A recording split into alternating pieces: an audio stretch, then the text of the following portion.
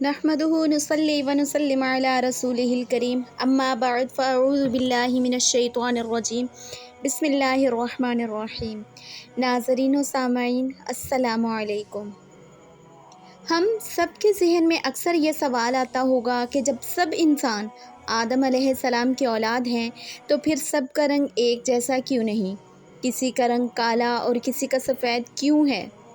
آدم علیہ السلام کو زمین سے لائی ہوئی کس مٹی سے بنایا گیا اور پھر اس مٹی کو کن مراحل سے گزار کر آدم علیہ السلام کا ڈھانچہ تعمیر فرمایا گیا؟ یہ سب باتیں جانتے ہیں آج کی اس ویڈیو میں۔ تخلیق آدم دراصل اللہ کا ایک کرشمہ ہے۔ جب اللہ تعالیٰ نے زمین پر اپنا خلیفہ مقرر کرنے اور اپنے احکامات کو زمین پر نافذ کرنے کے لیے آدم علیہ السلام کو پیدا فرمایا تو اسے بنانے کے لیے اللہ نے فرشتوں کو حکم دیا کہ وہ زمین سے مٹی لائیں۔ تو اللہ کے حکم کے مطابق فرشتے پوری زمین سے مٹی اٹھا کر لائے۔ اسی وجہ سے آدم علیہ السلام کی اولاد کا رنگ زمین سے لائی گئی مٹی کے رنگ کے مطابق ہے۔ کوئی سرخ ہے، کوئی سفید، کوئی سیاہ اور بعض اس کے درمیان۔ اس مٹی کو اللہ نے پانی سے تر کیا اور مٹی کی اس تر حالت کو اللہ نے طین کا نام دیا، جبکہ مٹی کی خشک حالت کو قرآن میں اللہ نے تراب کا نام دیا۔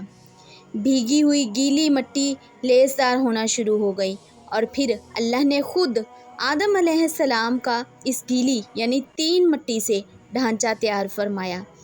انسان کی تخلیق اللہ کے ہاں اس قدر محبوب تھی کہ اللہ نے یہ کام فرشتوں سے نہیں لیا بلکہ خود آدم علیہ السلام کی تخلیق فرمائی۔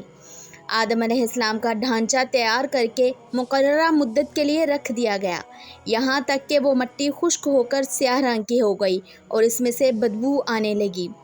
پھر وہ مٹی کھنکھناتی ہوئی مٹی کی طرح ہو گئی۔ پھر اللہ کے حکم سے یہ آگ پر پکی ہوئی مٹی کی صورت اختیار کر گئی۔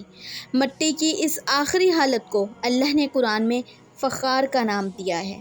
قرآن کریم میں اللہ نے طین، تراب اور فخار کے علاوہ مٹی کے کچھ اور نام بھی بیان فرمائے، جن میں ہمایون یعنی سیاہ مٹی، مسنون یعنی بدبودار مٹی، سلسال یعنی کھنکھناتی مٹی۔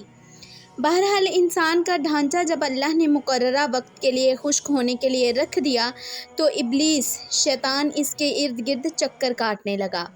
وہ اس ڈھانچے کو ٹھوکر لگاتا تو اس میں سے خالی مٹی کے مٹکے سے آنے والی آواز جیسی آواز آتی تھی۔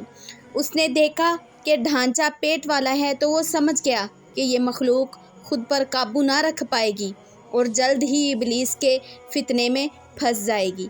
ابلیس جب بھی ڈھانچے کے پاس سے گزرتا تو اسے ٹھوکر مارتا اور کہتا کہ یقیناً تجھے کسی بڑے مقصد کے لیے پیدا کیا گیا ہے۔ یہ کہہ کر ابلیس ڈھانچے کے منہ کے راستے داخل ہوتا اور کمر کے راستے باہر نکلتا۔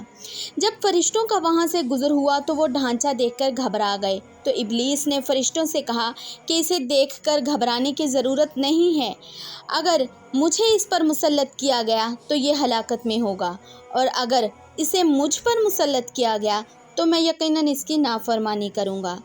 یعنی ابلیس کی انسان سے دشمنی آدم علیہ السلام کے ڈھانچہ تیار ہونے سے ہی شروع ہو گئی تھی اور قیامت تک کے لیے یہ دشمنی اور عداوت انسان کے ساتھ نبھاتا رہے گا۔